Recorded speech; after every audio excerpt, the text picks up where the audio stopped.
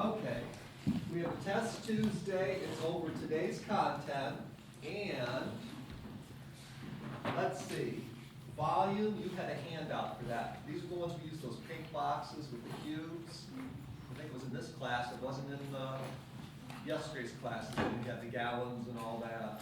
Okay, so you remember that? The pink boxes, remember Nikki, were you here for that? We had the plastic pink boxes, and then you had the little, Oh, like the 1 inch squares. yeah, that you were filling the boxes with. You don't remember that? Okay, I can show you that. And just wanted to give you a handout too. It really is, better, you could even take that home if you wanted the materials and then just go ahead and go through it, and then I can just talk to you about it later. Okay. That handout should be a pretty good guide for you. The angles, we did that in here, right? Where you have the gold things and your opening. And those, again, you have a handout for, so you can take a look at that. Let's see, the integers, there are 3 videos online for the integers, okay? The integers were the ones where we were, and I'm going to go through it just real briefly here again today, but it was a horizontal number line. Remember, we went the other way on the number line, and that's how we got to the negative numbers, okay? So there's a video for that. There's a video for adding and subtracting positive and negative integers, which we did in here. We used the little blue and yellow circles, okay? And then multiplying and dividing, which is really multiplying positive and negative integers, grouping, okay? So that's what we had used. So that could be on there. Now, what will not be on there will not be like the candies and the variables, remember the money, that whole thing. I'm not going to put that on there, okay? I'm not going to put on there the thing with the house and tangent, sine, cosine. We ended up with tangent, sine, or tangent and sine. Remember that? So the house and those triangles, and finding those ratios, and that will not be on there. Okay? Yes? Okay, so this is a little off topic, but the test for the early childhood, did you say it was Monday or Wednesday? It's Monday. Monday? Okay. Any other questions? All right, now I'm going to talk about a few things here again. Chipotle is what, a week from Thursday? I think it's Halloween, right? Oh no, it's October 28th. Monday. Oh, this is coming Monday. All right, so please go there and support our new organization. Let's see, now I can't go, so I was hoping someone would just go and maybe take their friends there. I'll give you some money, take your friends there, and you can buy something. You can take my donation there, okay? And let's see, the second thing was we are collecting items, school supplies. Capitano Pies, have you seen the box on the second floor? And there's one in the Union. Okay, but we really need you to bring in some things or talk to people about bringing in any kind of school supplies at all. It could be scissors, pencils, paper, okay? Anything like that would be very helpful. And now I want to talk about the 8 math practices, because this is the class I haven't talked about, correct? I always start in the early class, and then you always say, well, you already talked about that in here. So in here, Nikki, I didn't talk about this, right? 8 math practices in here. Okay, and who else is in the, Elena, and I didn't talk about this. Okay. Now, this will not be on the test. Okay, so even though I said it covers today's content, this will not be on the test. I just want you to be aware of these math practices and the role they will play when you become a teacher. Okay? Now, therefore, every single grade level, it's not just for middle school, it goes all the way from kindergarten through high school. This is a grade 5 here, the standards. At the beginning of every grade level of the standards, you're going to see these math practices. So whether it's kindergarten or high school, you're going to see these math practices. These are Ohio's interpretation of what we've been talking about already. Okay, they're just reorganizing, they're talking about them a little bit different way, and then they're calling them these things right here. So you have seen these ideas, you just maybe haven't seen them worded this way. So I'm just going to go through them really quick. Just like this over here is how we teach math. Okay, it's not what. If you look up here, there's no there's no fractions, there's no decimals, there's no nothing up here about the content. Okay, that's what you see in here. Let me find my.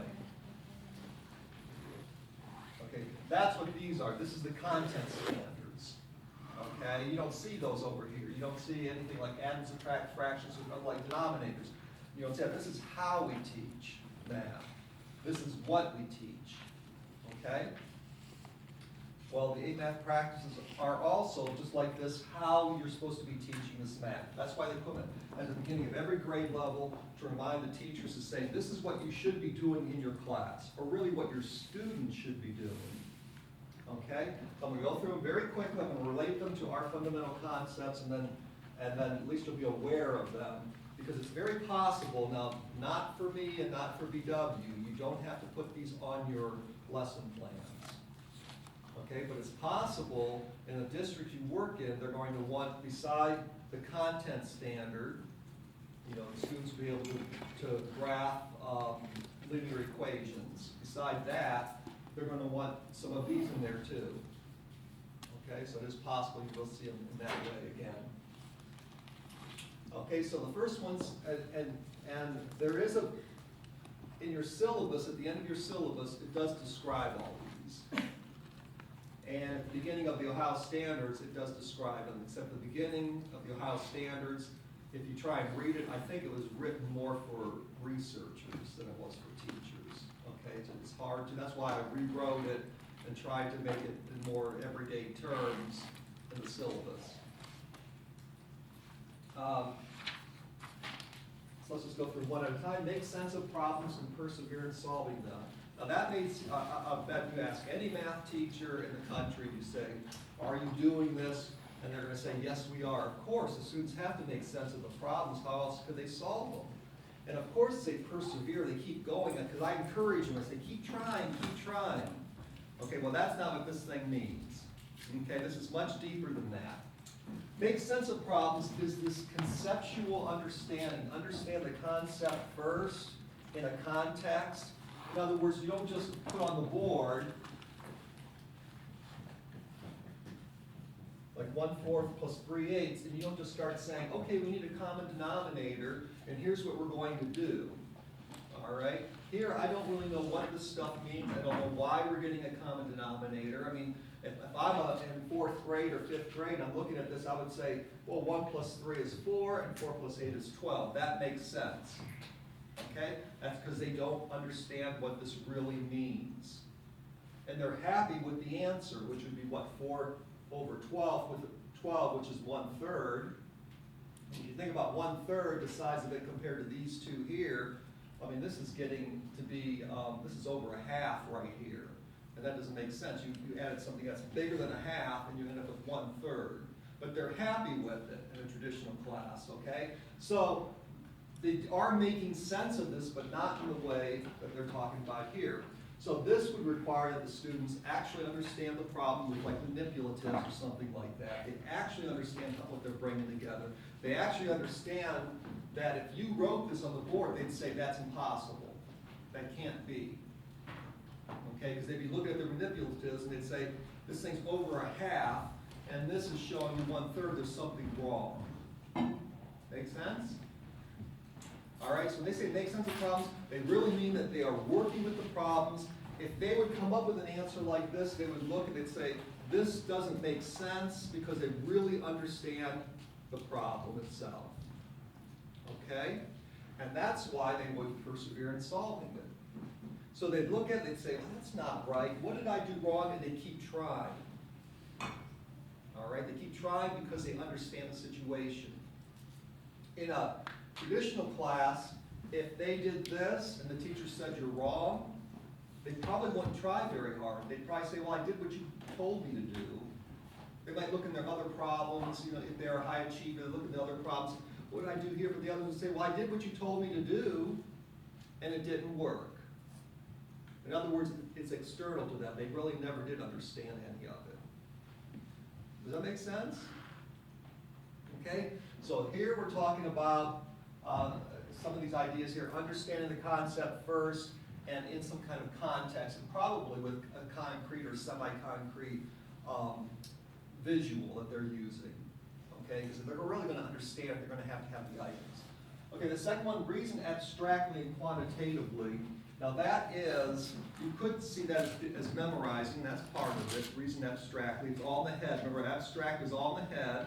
Like all these sounds I'm making right now, I mean, they may sound very normal to you, but if you didn't speak English, it would just be a bunch of sounds that are coming out, okay, because it's abstract, okay? So what happens, anything that's abstract, the brain has to take it and think about it and work with it to make sense of it, okay? So like this thing here, the brain doesn't have to make any sense of it, it's actually there, okay? It's concrete, okay? But all these words I'm saying, all these sounds I'm making, the brain has to do something, and it's all happening in your brains, okay?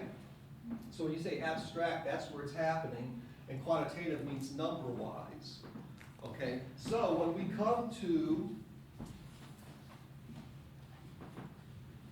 when we had a problem like this, and we had to get a common denominator with the manipulatives in order to solve it, and we did this problem, we did a second problem, we did a third problem, and then I said, look for a pattern.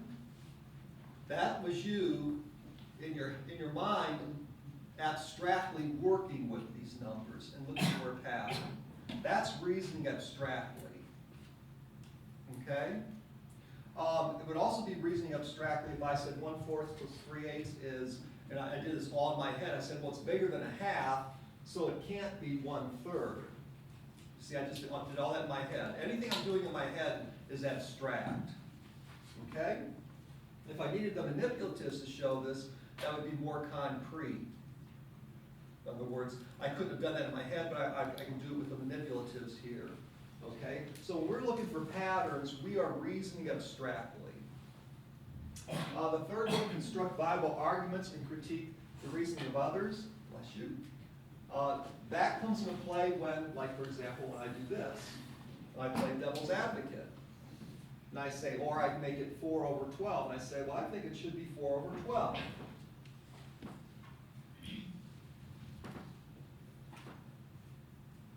Now, if I were to show this to a 3rd, 4th grade class, and just this, they never used manipulatives, they never added fractions before except with like denominators, and I showed them this, they would be very happy with it. They'd say, oh, okay, that's what you do, that makes sense. That's what they would guess, as a matter of fact. If I would put this on the board and say, what do you think the answer is? Almost everyone would say 4/12, if not everyone, okay? Now, if I'm teaching in the way that we're talking about here, and we're using the models, and we've done several of these problems, and then I come up here and I play devil's advocate, and I say, well, I think it should be 4/12. Now the students can critique my reasoning. I can say, well, because 1 plus 3 is 4, and 4 plus 8 is 12. And they can say, well, that's wrong, and here's why it's wrong. See, they're critiquing my reasoning. And then what they would say is, I mean, one thing they could say is, remember, this is 1/4, so this is one of these, and this is 3/8, okay? And so what they might say to critique my reasoning, they said, yeah, 1 plus 3 is 4. You do have 1 and 3, but they're different size things. So when you get them to be the same size, okay, you're never adding this. This is just telling you which pieces to pick. Pick the 4ths, pick the 8ths. That's how I got to down here. But you're adding the pieces up here, but you have to split those, and so on. In other words, that's me reasoning, critiquing someone's, this person's up here saying you can't add 4 and 8. You never have 12s up here. Okay, there are no 12s here. How can you end up with 4 of them? Make sense? Okay, so that's the kind of thing. So when your students are working on things like you were in this class, you know, most of the semester, and if you were talking to each other, you're saying, no, I think it should be like this or like that. That's what they're talking about with this here, where the students are actually critiquing the reasoning of others, their partners, or the teacher. Constructing viable arguments. I just constructed an argument why this can't be 3 or 4/12. Okay? And just again, it's the students doing all these, so it wouldn't be you, the teacher, saying, hey, this is why it's not this. You know, you write this on the board, you say, here's why it's not, and you start doing this, which is what I just did up here. Okay? They would say you don't have critiquing the reasoning of others or constructing viable arguments in your lesson because you did all of it. The students did. So remember, the students are the ones that should be doing all of these things. That to be in your lesson. And we talked about that in this class, that you're putting all the higher level thinking in blooms, and again, that's where the blooms is coming. You can see blooms is coming to play at all these, the creation, the evaluation. Okay, so in other words, when I said this here, you're evaluating it. You're saying, no, it can't be. You're analyzing it. Okay, it's the students that were always doing things in our class here. At least that was what I was showing you. The teacher's just bringing them along, asking questions. Okay, the fourth one's model with math. Basically, you either take a situation like all those cubes, and you saw the layers in the cubes, and you turn them into numbers in equations.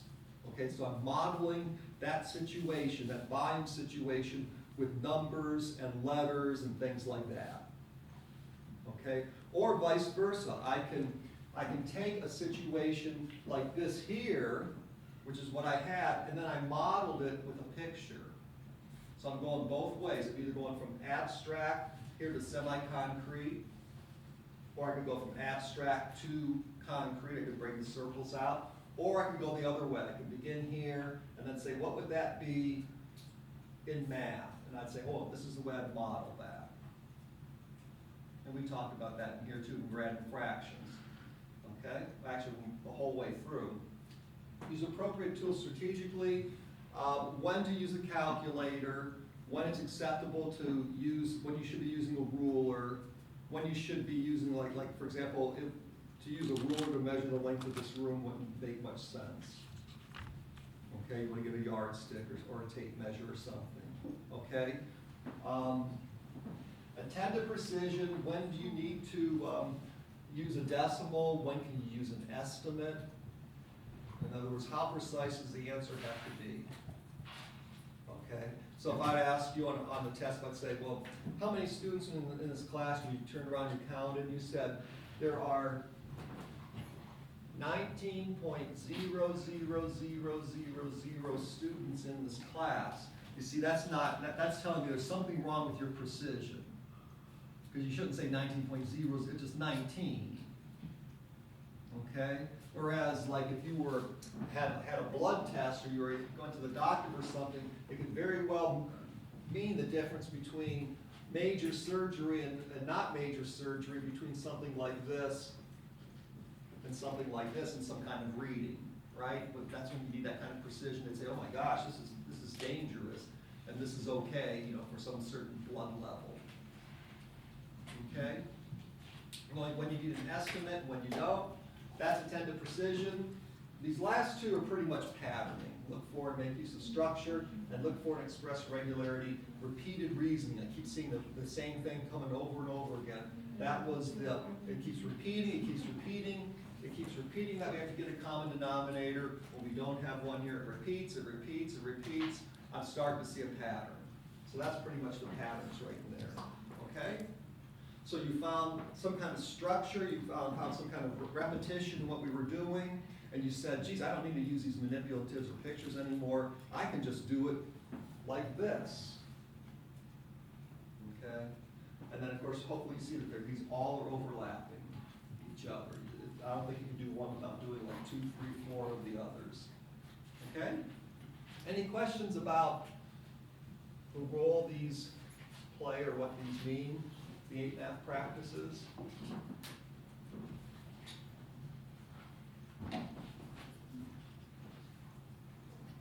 Okay.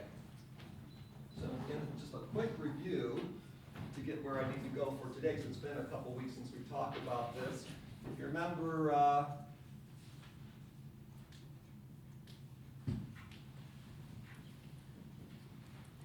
we have the number line, okay, which they see in first grade and second grade, and you put a dot on the number line, and that's where 4 is located, okay? And then I said to you, well, what if I put a point over here? How can I identify that? Okay, I can put it anywhere over here and I can identify it, but over there I couldn't, so that's when we extended the number line to the left.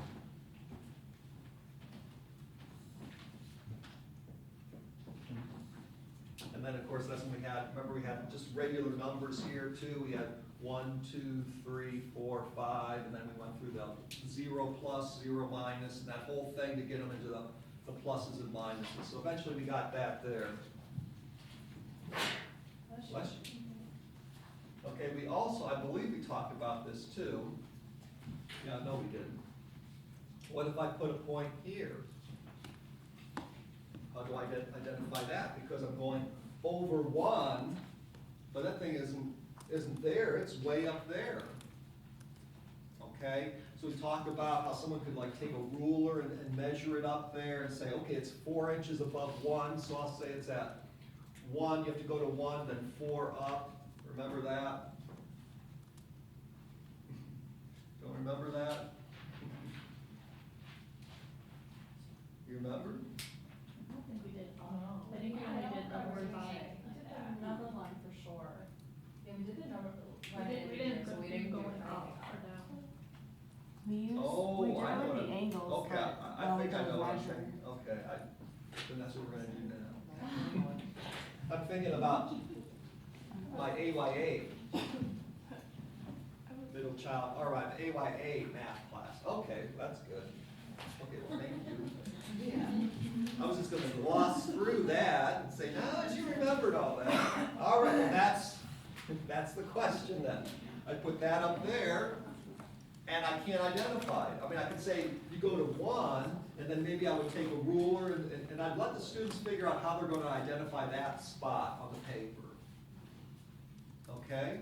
And whatever they wanna say, if they had just drawn this out with a ruler, so I'd need to like think ahead, I'd say, okay, take out a piece of paper, let's draw a number line, they draw the number line, and at every tick mark, make each tick mark 1 inch away, and then put 0 here and put the positives and the negatives there, okay? So they just use the ruler, and now I put this point up here, and I say, well, how am I gonna identify that? Because point 1 is right here, 0's here, 2's here, 3's here, and so on. How am I gonna identify that? Okay, I'd let them figure out how they want to do it. I really doubt, unless they've seen it before, they aren't going to use this thing here. They aren't going to have a vertical axis. Unless they've seen that before, they aren't going to have a y-axis, okay? So very likely what they're going to do is they're going to take some kind of ruler, or say, well, you go to 1, but you have to go up like 4 inches, we'll say.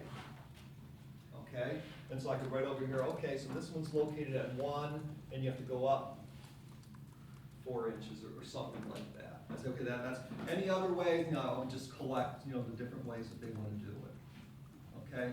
I'd probably focus on something like this, though. So I'd say, okay, well, what if I went to here? And then the idea would be, well, 2, and then you have to go up 1 inch. Okay? I could put a point over here. -1, 1 inch up. And 1 here.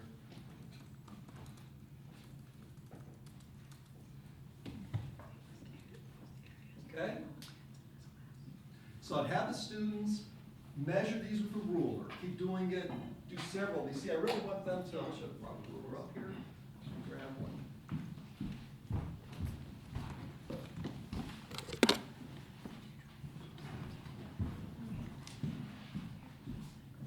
Okay, so I want them to go over here too, and then measure it like this, measure it like this, measure and measure, and I'm getting all these different numbers, and I have a new system that they created.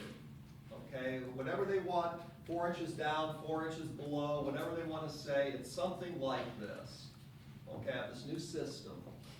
Now what I'm going to do is I'm going to introduce what's called the Cartesian coordinate system, Cartesian plane.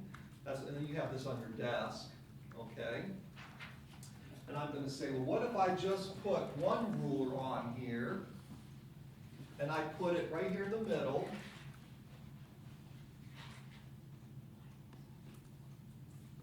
okay, where the 1, 2, 3, 4, 5, they're already pre-measured for me. And now, instead of having to take the ruler, like come over here to find this point over here, instead of having to come over to 5 and then put my ruler up here, it's a lot quicker if I already have the ruler right here, where I can just say, oh, you go to 5 and you go up 1, 2. Okay? All right? So in other words, there's the benefit to having this thing. I don't have to keep measuring things over and over again. Okay? And the same with this one here. And I would say, well, look at our, so we come down here, 1, 2, 3, 4. And again, I could say, well, you know, if I'm looking at this here, like, how do I know if it's 3 and 4 down or 3 and 4 up? I have to keep using these words here, but in math we don't use symbols. Maybe I could look at this horizontal number line and use that for the vertical. Here we had positives and negatives, so maybe we can have positives and negatives here. And that way I could say, this is 3 minus 4, as opposed to 4 down. It's less writing.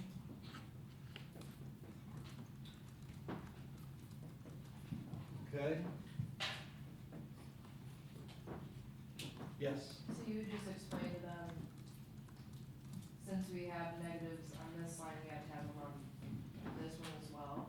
That's how you, like, tell them that, or? Well, I would actually kind of look at this and I'd say, look at what we did here, because right now we have, when you were measuring this, you said it was 1, 2, 3, 4 inches up or 1, 2, 3, 4 inches down, okay?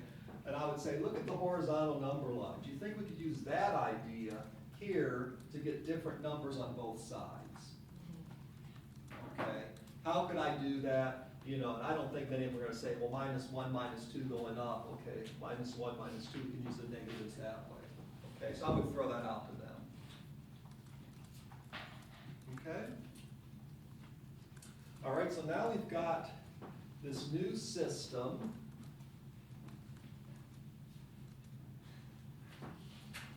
And then I would talk about, we have to have an agreement for how we're going to find this 3 minus 4.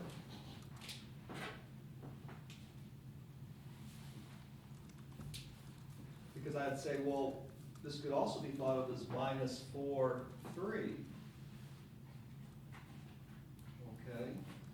But then someone could think, well, -4, 3 is up here.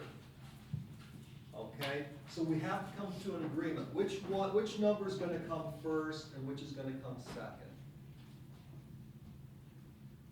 Okay? We're always going to put one type of number first and one type of number second. Make sense?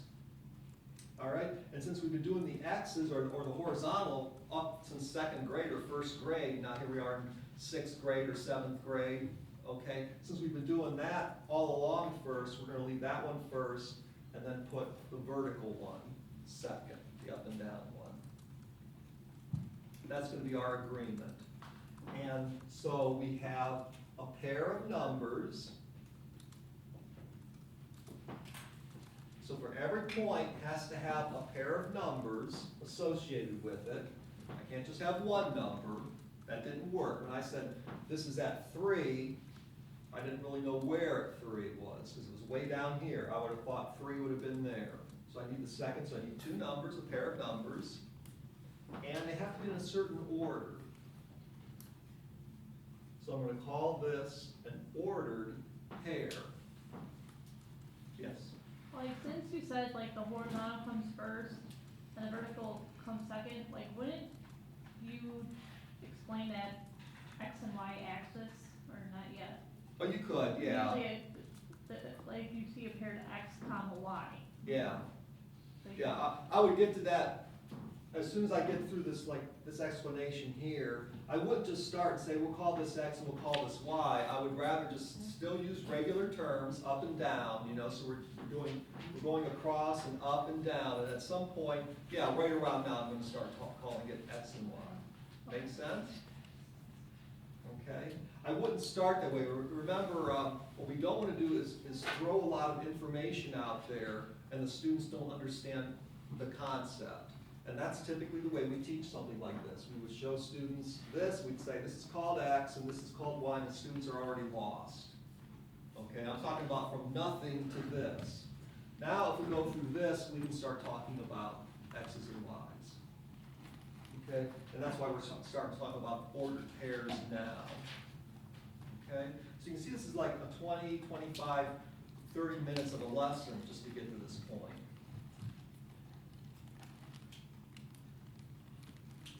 Any other questions or comments about this?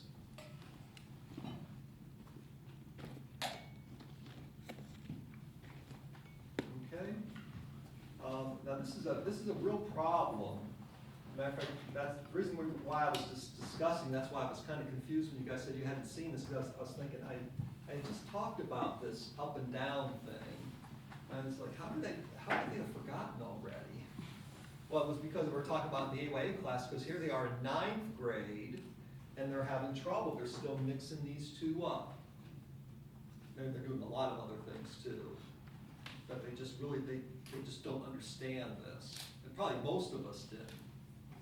Okay, understand, you know, graphing and things like that. We just were doing things, and it really kind of it really is sad when you think about it. Because a lot of times they're asking them questions where they're giving them the exact wording for what they want. It's almost like if I would say BP means blue point and RP means red point. Okay, but just like with this here ordered pair, like I never thought what it meant. I just knew that was the name of it, and so they'd ask me on the test, and I said, oh, what's that thing? I can't remember what that thing's called. And it's like, well, you know, at least I should know two pair. You know, I should be able to get that far with it or have a pretty good chance. But I wasn't thinking that this is telling me exactly what this is. Okay, but in a lot of math, it's like that. Well, it's almost like this here, BP and RP. So if I put this over here at 1, 1, and this at 2, 5, the way we teach math so much is that, well, BP is a certain type of point, and RP is a certain type of point, and then the students, they get on a test, and BP. Now, what's the blue point? I know it's either this one or this one. What's the blue point? Because they aren't thinking what it means. They're just memorizing it. Does that make sense? It's like, oh, I just know it's one of them. Which one is it? When it's like, we're telling you exactly which one we want. We want the blue point. And that's what happens with you'll see it here when we talk a little bit, I think, about, hopefully I'll remember when we get to some of these graphs that we're going to do. Okay, because they're asking exactly what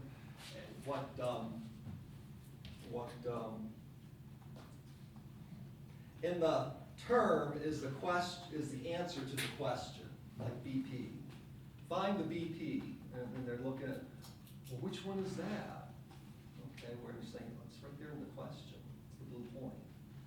Okay, so we have this. That's the way we introduce the Cartesian plane, an ordered pair. Okay, the X and the Y. Okay, why we go to why we have the ordered pair, you know, why it's in a certain order and so on. Okay, now, this is in like 6th, 7th, actually this is closer to 7th and 8th grade. Now, back in 3rd grade, I'm gonna back up here.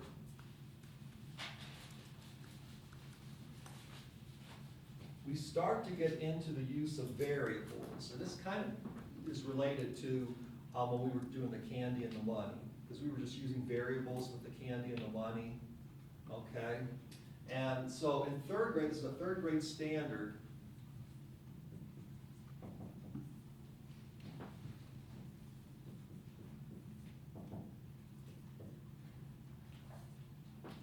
They will have problems like that, fill in the blank. Okay, so blank plus 3 equals 7, or 2 times what equals 16. And so the students fill it in, and you can see that this is like one step away from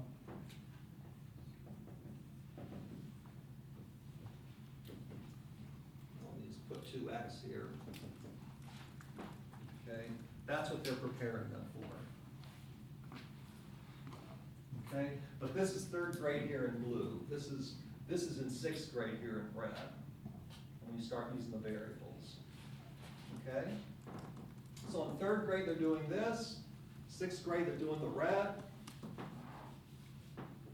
Now, if we have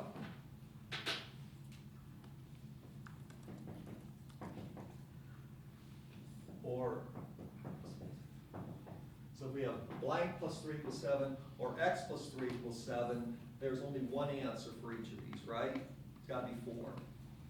Or 2 times this equals 16, or 2x equals 16. There's one answer, it's 8. All right? Now, what if I'm going to keep changing this number? Okay, it's got to be 4 in this case. What if I'm free to change this number? What does that do to my equation?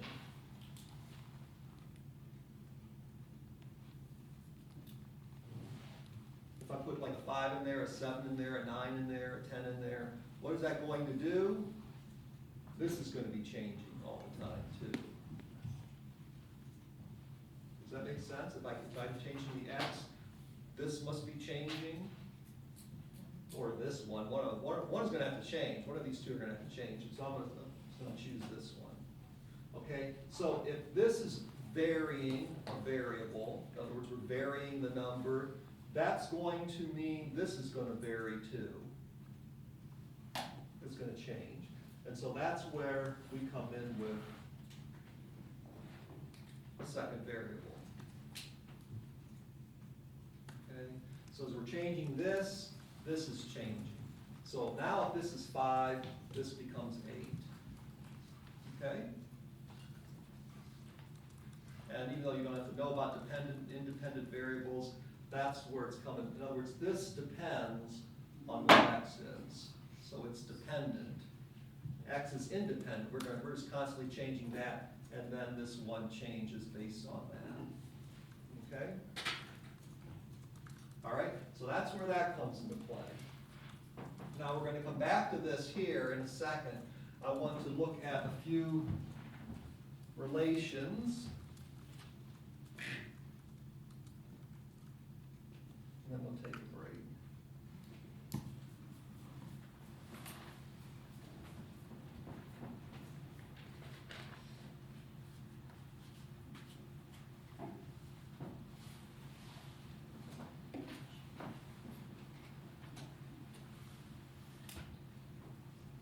Okay, I have these cards. I want you to see if you can find a relationship between what's on the front of the card, which I'll call the input, and what's on the back of the card, which we'll call the output. Okay? So we have a 4, and the output's 9. 2, 5. Okay, so you want to write these pairs of numbers down so you can find a pattern here. 4 goes to 9, 2 goes to 5, 1 becomes 3,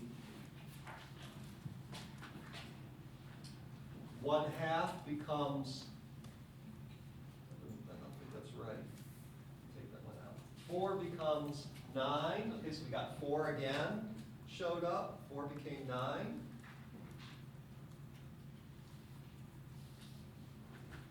2 becomes 5. Do we have 2 already? Okay. 5 becomes 11. 1 becomes 3. Let's see if this one has this right. I think that one's, yeah, that feels wrong. 1 becomes 3 again. We already had that one, right? Okay, so have we had 2 before? Okay, so 2 becomes 5. Did we have 5 before? Okay. Is it coming up to be the same thing as before? 5 was 11 before. All right. And then the last one's 4, which is 9, which we had that one before. Okay, what would be a way that you could predict based upon what the front number is, what the back one's going to be. Kaylee? The first number times 2 plus 1. First number times 2 plus 1. Mary, you agree? Anybody have a different answer? Okay, so whatever that first number is, I'm just gonna call it X. Okay, 2x plus 1, and that'll give us so this is the front. Will give us the back, I'll just call it Y. All right? Let's try another one.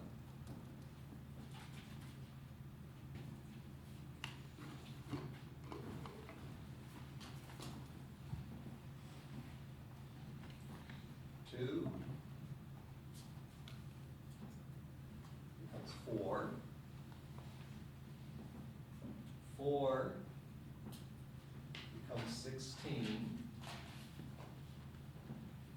1 becomes 1.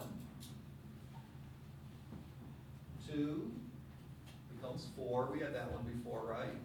2 and the 4. 1/2 becomes 1/4. 5 becomes 25. 0 becomes 0. -2 becomes 4. Okay, now based on that so far, how could I find the back number from the front? X squared. X squared, okay? So, in other words, we take the number in the front and we square it, and that's gonna give us the number on the back, so let's see if that's gonna work. There's 5, squared should be 25. 1/2 is 1/4, and 4 is 16. And we had some of those numbers before, right?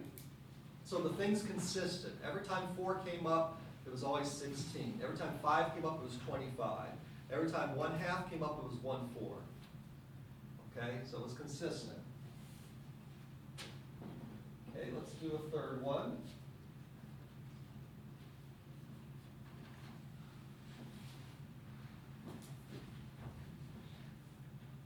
One becomes 6.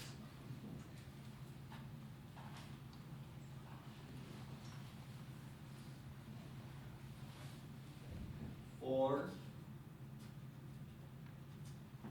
becomes 4.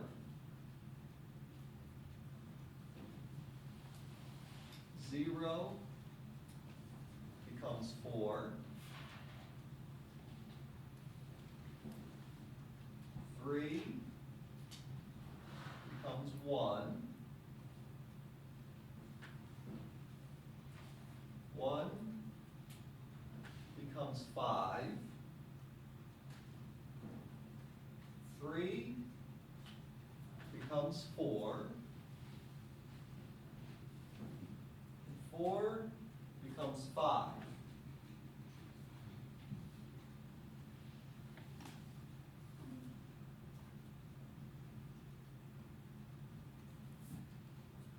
Any ideas for?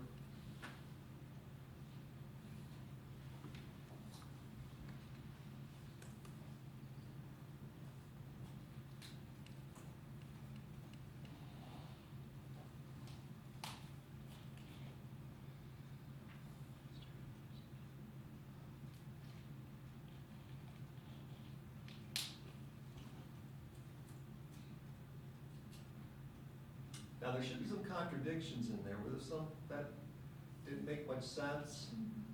Which ones? Like how 3 had 2 answers, like 3 was 1 and 3 was 4. Okay. All right, so what we'd say here is that this really isn't consistent. It's not functioning very well. Okay, in other words, if I had a calculator and I punched in one number and up on the screen came a different number each time, like if I punched in 3 and what did it come out twice, it came out 2 different numbers.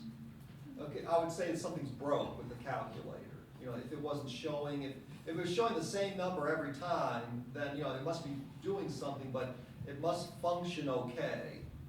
Does that make sense? If I put in an input into like the computer and out comes the same number, every time I put that same input in, we say the thing's probably working. In this case, this probably isn't working. Okay, it's not functioning too well. Okay, so there's no way to find a pattern. So here was 3. What was it before we had put out 3? We had 3, 1, and 3, 4. Okay, this is also 3, 1. What about 1? And we had 1, 6, and 1, 5. This is 1, 2. Okay, so we can see it, yeah, this thing, if this was some kind of machine, we'd say this thing isn't working very well. Okay? All right, that's important. So that was the third one. And here's the last one.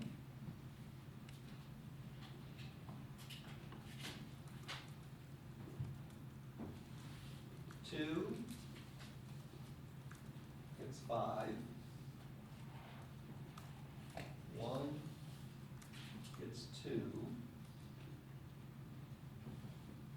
3 gets 8. 1/3 becomes 0. And 5 becomes 14. Did we already have 3? Okay, so let's see if this is going to be consistent. 3 becomes 8. Okay. And 1/3 became, what was it before? 0. Okay, so it looks like this is functioning well. What is the pattern?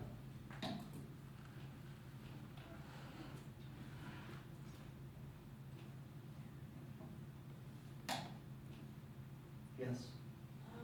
Times 3 minus Okay, so whatever the front number is, times 3, so 3 times the front number minus 1 will give me the back number. So let's try that out. So 3 times 2 is 6, minus 1 is 5. Okay, that one works. 3 times 2/3 is 2, minus 1 is 1. Okay, and 0 minus times 3 is 0, minus 1 is -1. Okay, so it looks like that's working. Okay, so the first two, they seem to function well, correctly. The third one was just, we couldn't figure that thing out because it was all over the place. And the fourth one seems to be functioning well. Okay, these are called functions, everything up here on the board. That third one is not a function. That's why these are called functions and the third one is not called a function. It just doesn't function. Well, you can't rely on it. It's not consistent. You put in an input, you always want to get the same output every single time. That functions well. Okay? All right, how about we take a 10-minute break?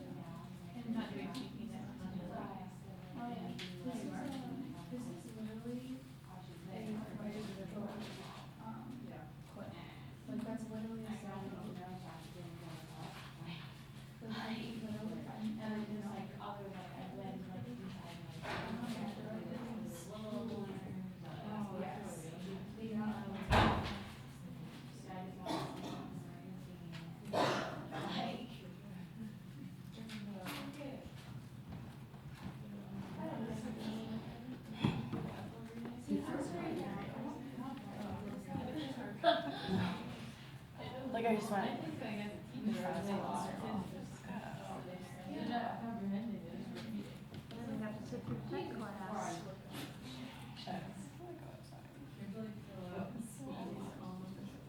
But it's just like unnecessary tedious work that we don't. Still haven't done my tech homework from last week. I mean, I did have to. I didn't have it. I don't think the words that are coming out of my mouth. This is not. I'm having issues with that Kazena. We're friends now, okay? Yeah, but just don't. I'm having issues, so I said screw it. Mm-hmm. Figure it out later. I think I was like what they did great for my thing last week. It takes forever to read. I don't know how to do read, but still.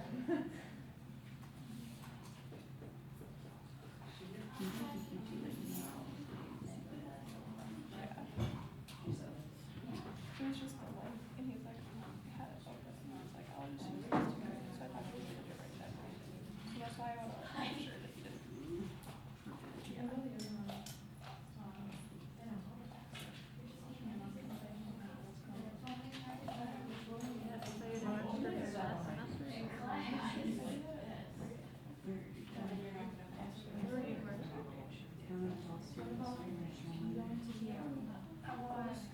I have like everyone else that doesn't help you.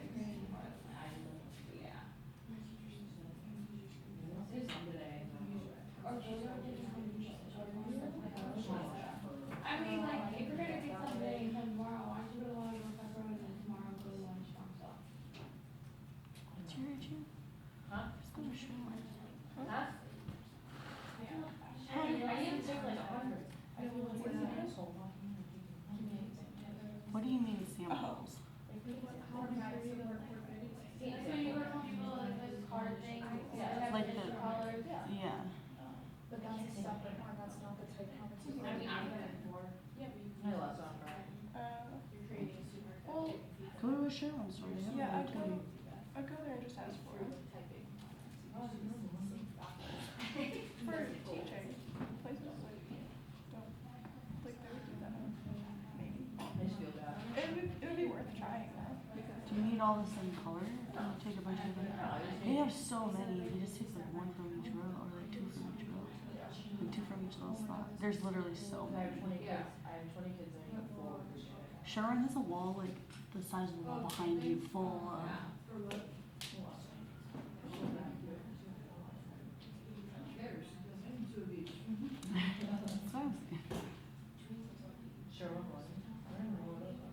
There's one over right across from Mark's on Jacqueline.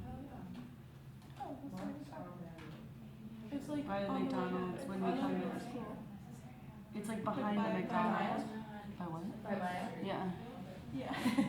It's a big change. You can't really see it. That's so good.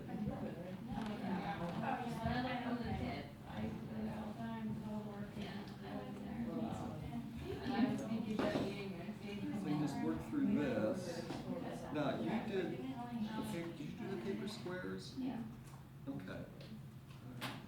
So it just assumes that you've done that before you work on that. So then you can just ask me about it one on, I'm not sure when I'll see you again. I know Thursday I'm not gonna be here, so if you have any questions, just let me know. Okay. You're welcome.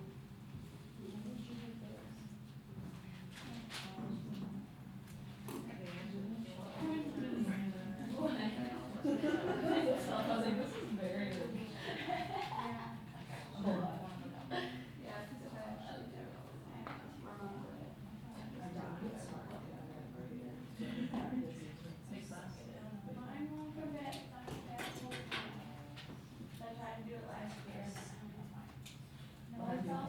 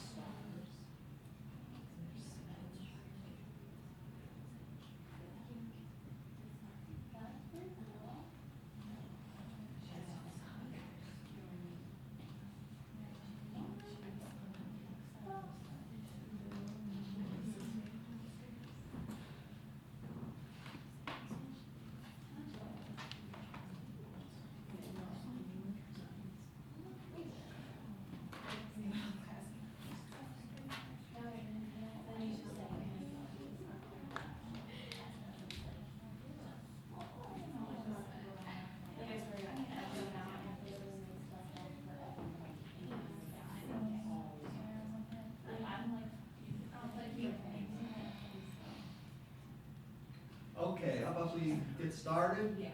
Up on the board is the data that we collected. Okay, and in the first one, if I put in 1, I always got 3 out. And if I put in 2, I always got 5 out. It functioned well, so we call that a function. And we were able to find this relationship because of it. The second one, we were also able to find a relationship. When 1/2 went in, 1/4 always came out. And 1 went in, 1 always came out. Okay? So because it was consistent, we were able to find some kind of relationship. And we said it functioned well. The third one, we found no relationship because it did not function well at all. Put in 0 one time, we got 3. Put in 0 another time, we got 4. 1 gave us 2, 1 gave us 5, 1 gave us 6. If we were, for example, going to a machine that sold stamps, and I put $1 in and I got 6 stamps out, I said, oh, I need some more. I put another $1 in, I only got 5 out. I would say if something's wrong, I'd go to the person who's ever running the machine, put another $1 in and 2 came out, I'd be starting to get upset. Okay? The thing is broke. It's not functioning well. Okay? I should always get the same thing out, like I did with these 2 here. And the fourth one, it did function well. Every time I put 1 in, I got 2 out. Put in 2, I got 5 out, and so on. Okay?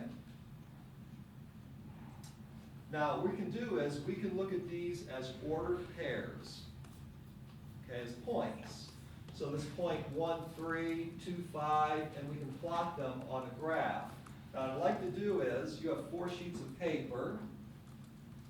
You should have 4 that are stapled together like this. And so on the first sheet, I want to do the first function. So 2x plus 1 equals y. And so what I want to do on the first sheet is plot those points. So x is the horizontal, so I'm going to go over to 1 and go up 1, 2, 3. I got 2, 5. And I want to do that for just this sheet. Is going to be the first set. The second set of numbers we have up there, we'll put on the second sheet, and so on. Okay? So I'll fill up all 4 sheets with this information.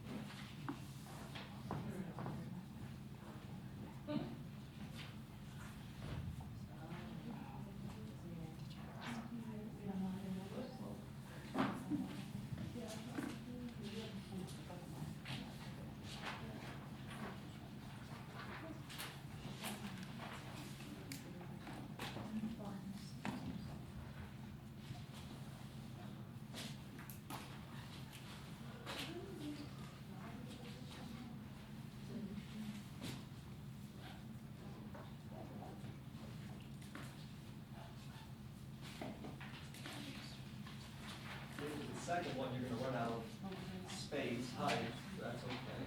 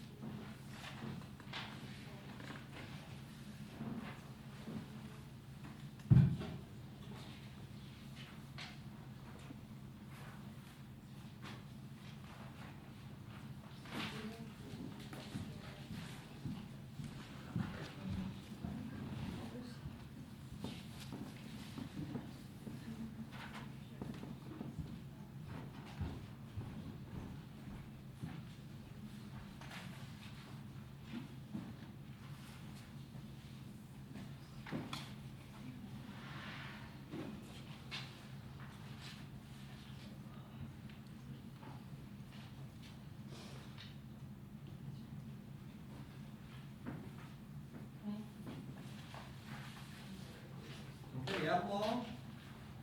No.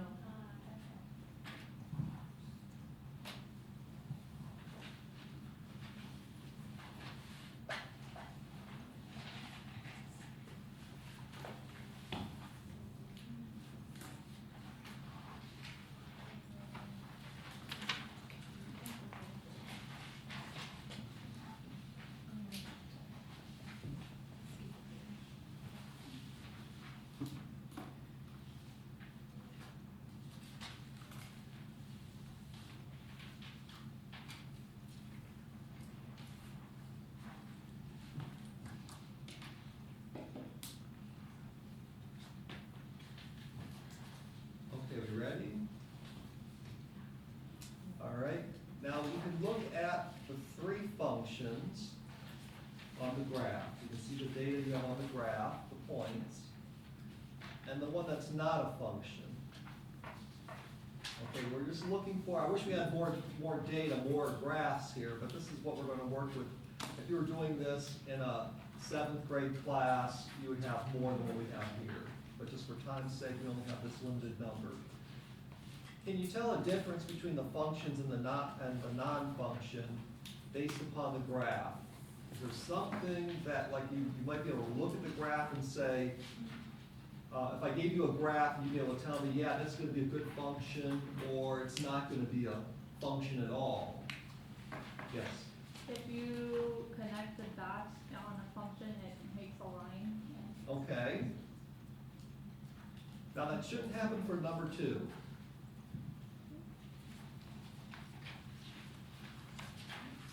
A lot of different things. 2 had -2, 4.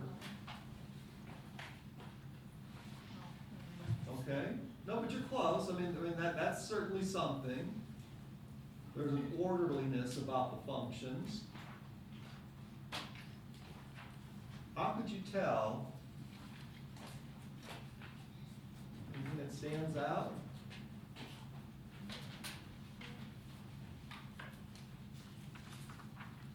Yes. The functions, there's like a trend, and then with the non-function, it's like scattered everywhere. Okay, so like the non-function looks like they're scattered, doesn't make a lot of sense. With the functions, there's some kind of trend there, there's some kind of orderliness to them. Okay, what made this not a function? Why was this not a function? Yes? 1x goes to more than 1y. Okay, could you tell that if the 1 went to different y's at different times? Could you have seen that from the graph? Okay, so looking at the graph, so we can see that 1 and 2 seem to be more orderly, 3 isn't orderly, it's not, but the other thing I can see here is that 1, when I input 1, I can get out 2, 5, or 6. Okay, which is what we didn't like about this. Okay, if I put $1 into a machine, I get out 2 stamps, and then the next time I put in $1, I get 5 stamps. Something is broken in the machine. It's not functioning. All right, so that's one way that we could look at the graph too. So we could look at the data, and we could look at the inputs and the outputs and say this is not a function, this is a function. Okay, or we could look at the graph. Now, I don't know if you remember this or not, but there was something called the vertical line test for whether something was a graph, or it was a function or not. Okay, and that's, the vertical line test was basically if you move a vertical line across here, if you touch these dots in only one place, like for any one of these numbers, like number 1, you can only have one dot that's associated with it. Okay? And here we have 3 dots, okay, then that was telling you it's not a function, okay? And that's why the vertical line test was being used, okay? All right, so those 3 don't have, the third one is not a function. What can you tell between the functions? look for some kind of pattern in them that separates them, that would separate, okay, these are two different types of functions. Yes? The separation of the dots, so how much space are there between the dots on the line? Okay, so you're talking about this distance here? Yes. Okay, the distance between there's a difference there. Here, they're a little bit closer. Okay, and then here, a little bit further. Okay, is there another thing? Please say it again. I'm sorry? Will you say it again? Will you say the question? Yeah, I'm trying to see, we've got these three functions. And I'm trying to find some way to separate them, to separate them into 2 or 3 categories. How could I separate them? Okay, so what Sarah said was, well, looks like we have a couple of them that have a big space in here, and some that don't have a big space, okay? Yes? Maybe on like the outside two, they're just doing a number times x, and the red one, you're actually multiplying x by itself. Okay. Like you're in here. So you're looking at the equations themselves, and you're saying, I see a difference where I can bring these two together and say they kind of belong together because it's x times a number versus this one where it's x times itself. Okay? So that's another category. Another way,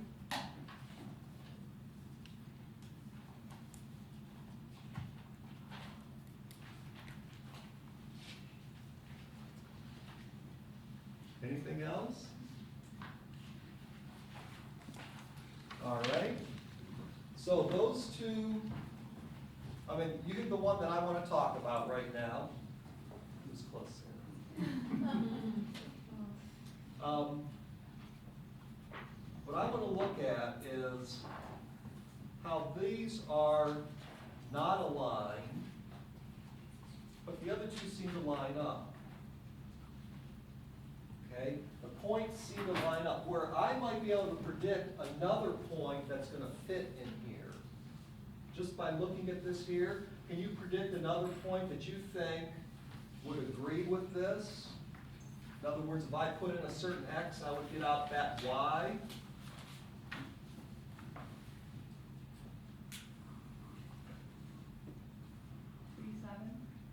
3, 7. Okay, so the question is 3, and why are you saying 3, 7? So I was sort of thinking of like, I looked at point, I looked at 1, 3, I went over 2, and then up 4 to get to, Okay. 2, 5, so I did the same. All right, okay. Is there another reason why? Because I like the choosing it. That makes a lot of sense to me, that point. See, to me, it just lines up with the others. Like it agrees with it. Okay, it looks like it fit. Like if I chose a point up here, it doesn't look like it belongs with all the other points. All right? So here we've got 3, 7. If I put in x is 3, multiplied by 2, I get 6, plus 1 is 7. Y does come out to be 7, so it looks like that one does fit right on there. Okay? It does agree. Would there be another point? 0, 1. 0, 1, so you're saying this one here. Okay, that looks like it's lining up with them. And so I put in 0 for x. 2 times 0 is 0, plus 1 is 1. And that one does seem to agree with it too.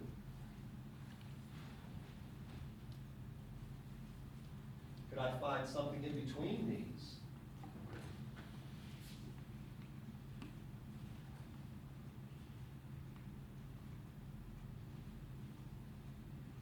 Like 1/2, 2. Okay, so 1/2, 2. So I can put x is 1/2. 2 times 1/2 is 1. And 1 plus 1 is 2. That one works. What if I were to continue to do this and put all the possible points? Can you do that for me? You don't have to calculate anything, but just like I was just putting these red circles in here, can you just put all the points that would be on, that would be possible that we could check?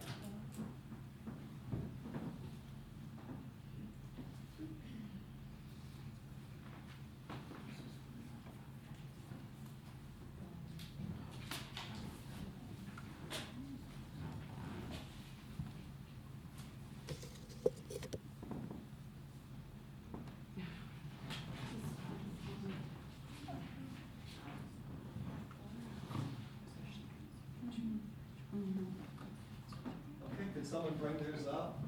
I think pretty much all getting the same type of thing. I circled it. Oh, I circled it. okay.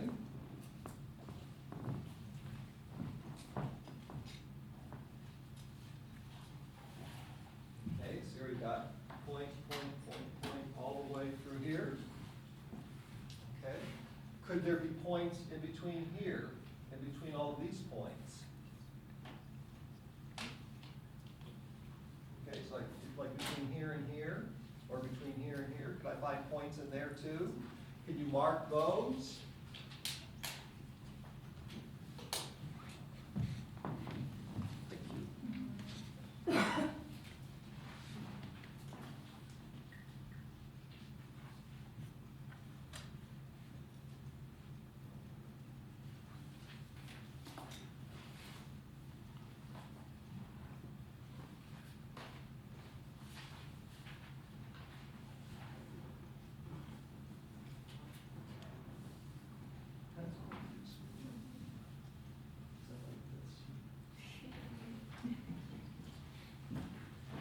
Okay, so here we have one.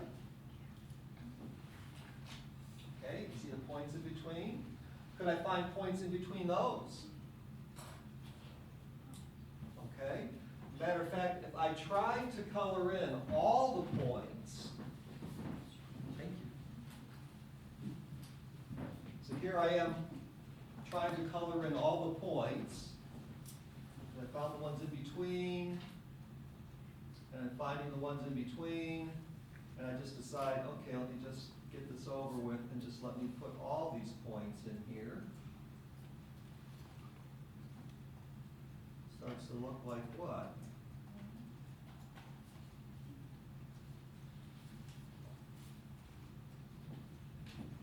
Sort of a line, right? Okay, now if you ever were wondering, when you were graphing something like 2x plus 1, that you would find 2 points and you draw a line, what you're doing is, you're just saying, I'm not going to put dot, dot, dot, dot, dot, dot, dot, dot all the way here, it's just taking too long. I'm just going to highlight all those points, rather than dot, dot, dot, dot, dot, I'm going to just take a ruler and draw a line. Does that make sense? Okay, I don't know if I came out bad, it did. Okay, so that's what I'm doing here when I draw a line. It's just a quick way, I don't have to keep going through and put all these little points down there. It's a very quick way to highlight all the points. Now these are all the points that make that thing true. You notice I didn't highlight the point 4, 1 over here. It's not darkened, because if I put x is 4, I get 9, and this is 4, 1, so it's like, okay, don't highlight that. That doesn't make this thing true. Okay, so these are all the points that make it true, and you can see I could go, continue on both sides, left and right, I could continue to go down and up. Does that make sense? All right, so what we're doing is we are highlighting everything that makes the equation true. Now for this one here, it's a little bit different. Okay, so we're going to come back to that one. And as you said, you notice like you got squares up there.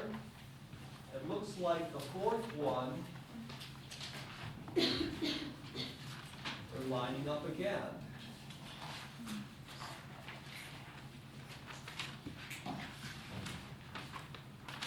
Okay? All right, so what we have is have functions here. We have 3 functions, 2 of which seem to give us a line, and the third one's doing something else. All right? Now, do you have did you bring any kind of I see a lot of you have your laptops here. I want to go to use a graphing software online. So can we do that?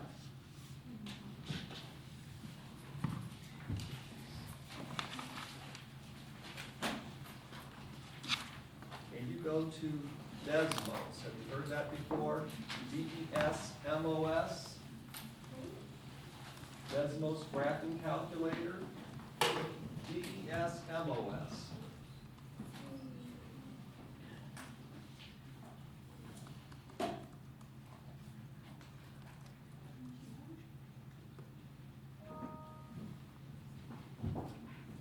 Okay, are we there? I'm sorry, I got my lesson plan over here on the left. I had to have it over here because earlier today we had speakers coming in, they were using the right side of the board. What I want to do, if you look right here, there's an input here. And so if I click on this area right here, and I put y equals, I'm going to put in 2x plus 1. And as soon as I do it, it draws the line there. That should agree with what you have on the first page. Okay? What I want to do is put the second one in, so I'm going to hit enter. That's going to bring me down to this box here. And the second one is, I'm just reversing y and x. Y equals x. And to get squared, I have to use the caret, which is on the number 6. So I have to hit shift number 6, and then number 2.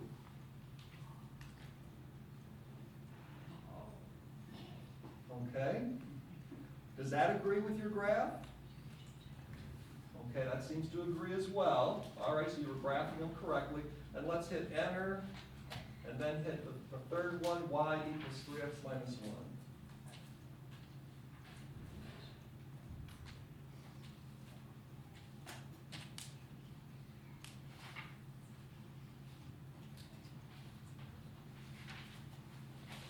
So far, so good? Okay, what I'd like you to do now is, you can clear those by hitting the X here on the right.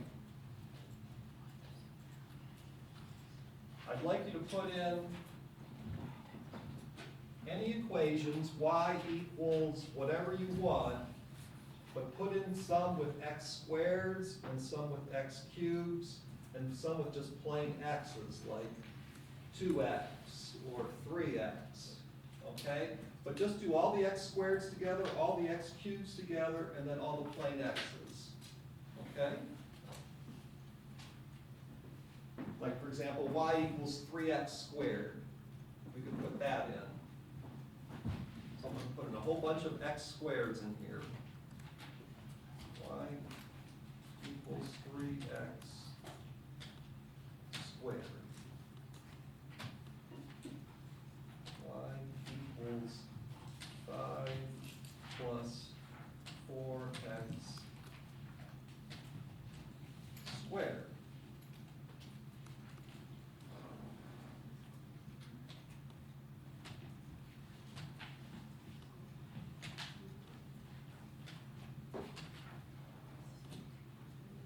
Okay? So that's my x squared group, and I'm noticing something of what that happens with x squareds. Do the same thing with x cubes and then with plain x's.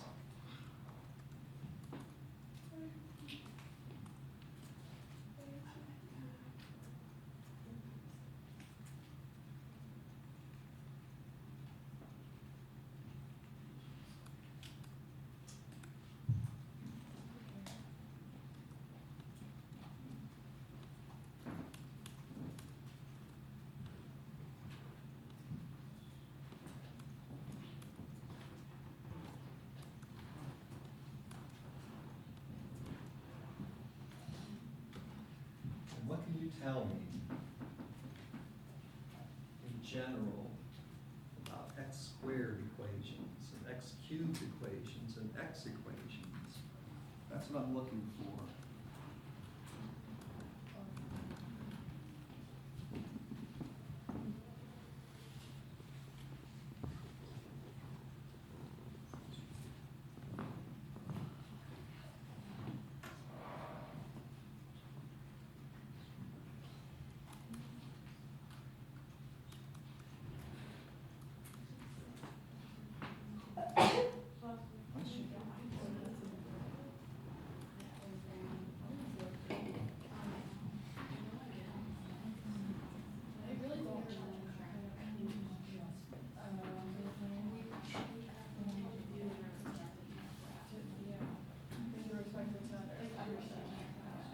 Okay, you finding some general patterns? So when you have x squared, what's the general shape? Okay, like a U, all right? What about x cubed? Sort of with a curl like an S or something like that? What about just the x's? Straight line. They're all straight lines, okay? So we call something with that makes a straight line, which is a function, like 2x plus 1 or 3x minus 1, we call those line equations or linear equations. Okay, line or linear.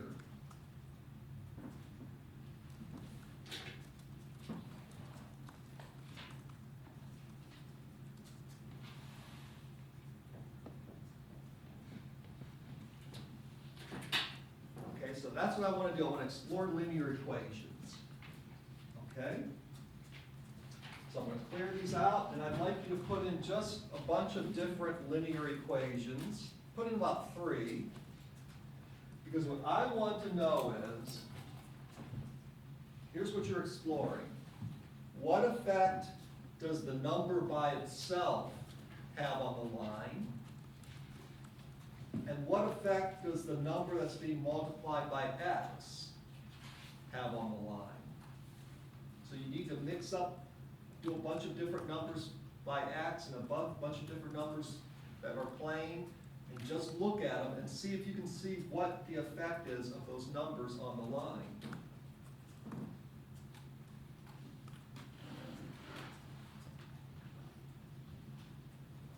Does this make you happy that you'll be able to take this home? Well, you already got it done. It's supposed to. It's supposed to be a challenge.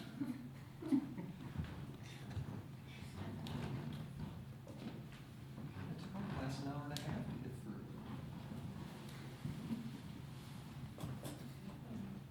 Are you coming up with anything?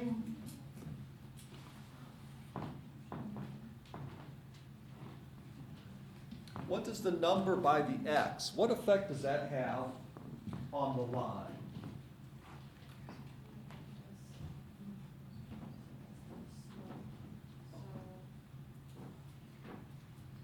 So 4x is going to be like closer to the y-axis, whereas just x is going to be more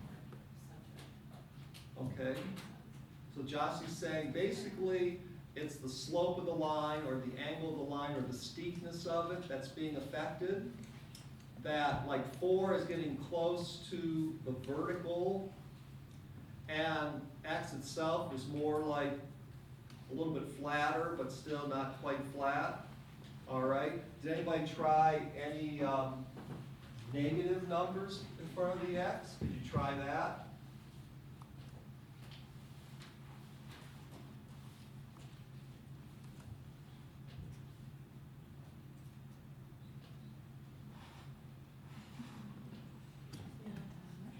Okay, just the opposite. Now instead of going from left to right uphill, which was happening before, like y equals 4x, when y equals negative 4x, okay, going from left to right is going downhill, okay? So that number in front of the x is affecting how steep it is, and we do call that slope. Okay? This is how you get your students to to come up with this. They're using technology to analyze this. Okay, what about the number that's by itself? What effect does that have on these lines? Yes? That's like where it hits the X or Y axis. Okay, so if I have 2x plus 1, clear these off.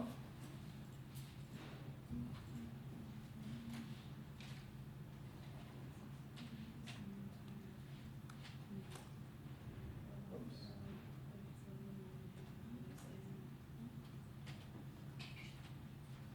Okay, I'm going to zoom in a little bit.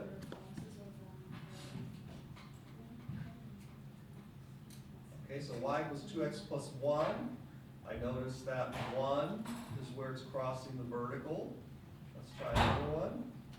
We get y equals 3x minus 1.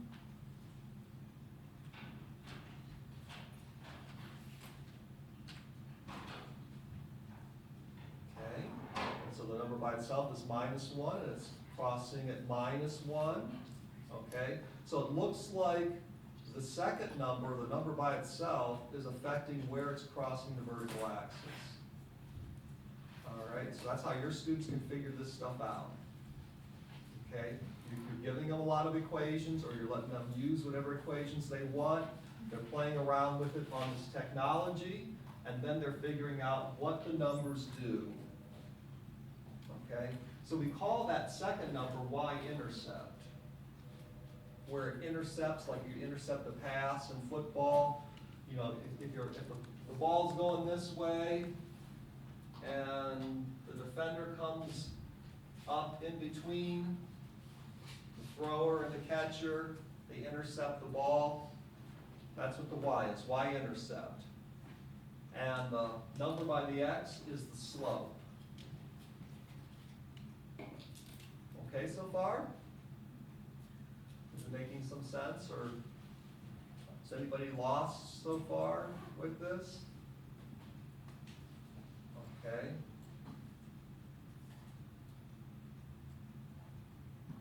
Now take a look at your lines. Now what I want you to do is, you can do this either with what you have on your paper, or you can do it with the graphing technology. If you go to any point along here, any place, like here for example, on this blue line, I see that if I go, let me just kind of make it a little bit, zoom out a bit. If I go to, looks like 1, 2, right? That was isn't that a point in our line? 1, 2, yeah, okay. So if I go to 1, 2, so I'm just gonna go to this point right here. And then I'm gonna go over one whole unit. So I'm gonna go from the number 1 here to 1 over here, and then go back up to the line. How far, I wanna figure out, go over 1, how far is it to the top of that line, to the line?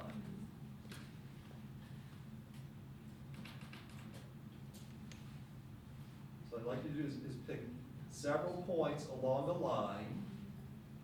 Just start anywhere you want, and then go 1 unit to the right, and then count how much it takes you to go to get to the line.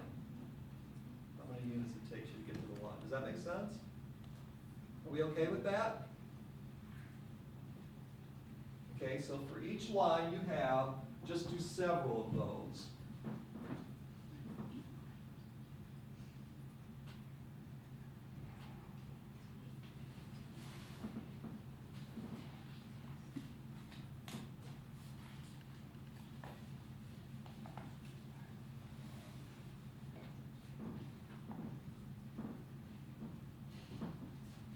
Or isn't this clear what I'm asking for? Not clear? All right, let's go with y equals 2x plus 1. Let's put that one on, if you put that on your graph. Just y equals 2x plus 1. Okay? Now, I'm gonna go to any point along this line. I can choose whichever one I want.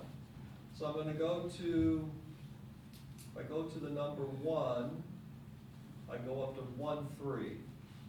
That's on the line. So 1, 3 is right here. If I click on it, it tells me it's about 1, 3. Okay? Now from there, I'm gonna go over 1 unit to the right. So I'm gonna go from the number 1 to the number 2. Okay? I'm gonna go 1 unit to the right. And then I'm gonna count, how far am I from the line? So I'm up 1, so I'm 2 units from that line. So if I go again, 1 over to the right, and I count up 1, 2. I wish this didn't have, I think it'd might be better to use your paper graph for this. 'Cause I think that these little things in between are kind of confusing.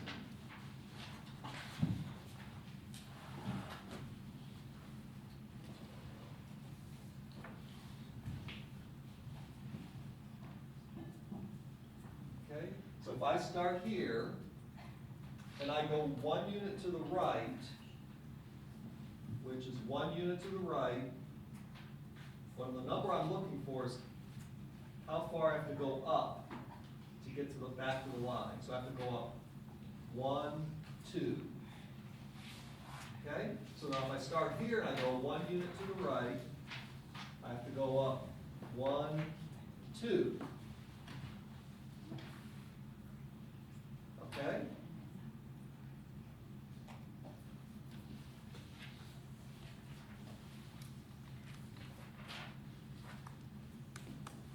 All right. If I do the same thing for the last problem, which means I'm going to need to draw a line there because I never did finish that one. Do the same thing.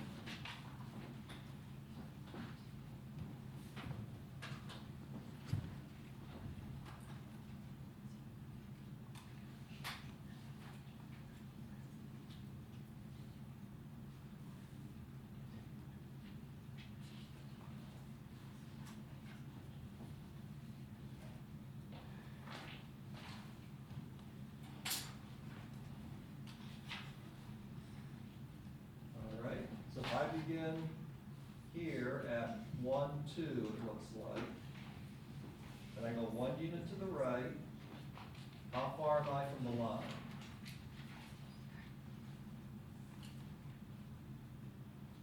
How far up do I have to go to get to the line from here? 3 units.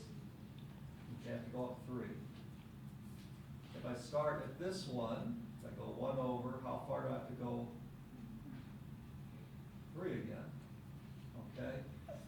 So for this one, every time I went 1 unit over, I had to go up 3. So the first one, if I went 1 unit over, I had to go up 2. Over 1, 2.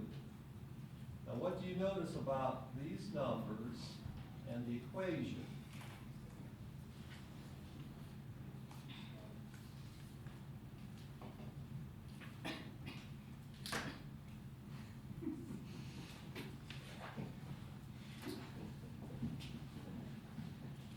It's a good look. I just like, okay, I was just asking because usually you were going from the right side, like you're going over, are you going over One. So I would just go like up and like over. Yeah, Okay, so that's why I was like confused, I thought it was really confused. yeah. Well, because your prior learning's coming into play. Yeah, I didn't know It's why kind of we were blocking going you. that way. Yeah, we're doing the opposite. Okay. Okay, but do you notice those numbers, they're in the equation, they're the slope, right? The number by the x, all right? So that's a way that you can get your students to see that I can figure out the number by the x by looking at a line. I can go over 1 and then just count how far I am from the line. And if I go over one and I count how far I'm from the line, I know that that's the number by the x. Okay? How do I know this plain number here? That's the y-intercept. That's where it crosses the y-intercept. Which, oh, you got, that's this one over here. Okay?